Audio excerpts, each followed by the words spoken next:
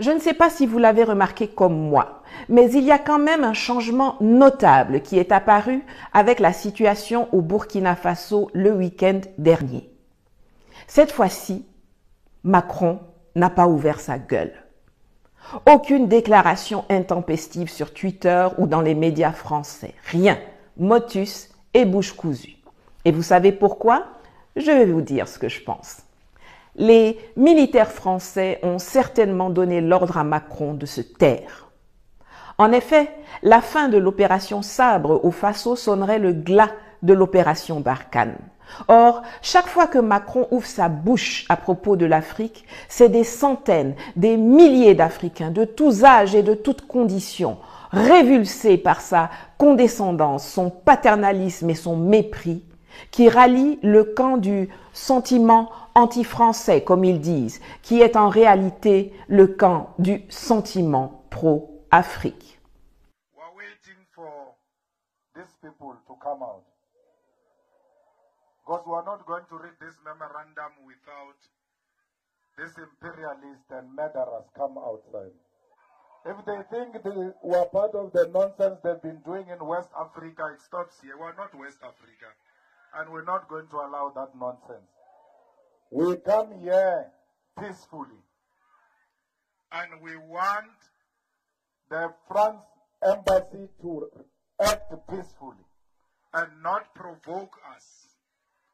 So they must come outside and receive the memorandum. Otherwise, we are not going to start. Otherwise, we are not going to live here. And by not living here, they will not live here. We are going to divide ourselves. Others will go and occupy the main road there. And others will occupy the gate of France embassy. So stop wasting time. The French white supremacists are not going to dictate to us on how we must protest here in South Africa. No one is going to fight you. No one is going to beat you.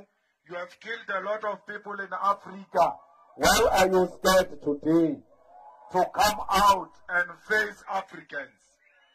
Vous connaissez Assurance tout risque dans Astérix et Obélix qui veut toujours chanter et jouer de la harpe et que personne n'aime écouter et qui finit souvent attaché à un arbre bâillonné. Je crois que c'est ce qui est arrivé à Macron. Ces militaires lui ont dit de la boucler, car eux ont compris qu'une parole de travers peut mettre le feu aux poudres. S'ils énervent notre peuple, celui-ci peut aller les chercher là où ils sont, à tout moment. La peur a changé de camp. C'est l'une des réussites patentes de notre combat. La sphère de leur malparlage est réduite. Ils ne peuvent plus parler comme ils le faisaient avant. Il y a toujours des pays comme la Côte d'Ivoire, le Togo, le Gabon, le Bénin où ils peuvent dire n'importe quoi. Mais certains pays, là, à l'instar de l'Algérie, c'est fini. Le Sénégal, le Mali, le Burkina, le Niger, la RCA, Boribana. Et même à l'ONU, les jours passés ont montré que la malbouche est devenue une arme de guerre dont ils n'ont plus l'exclusivité.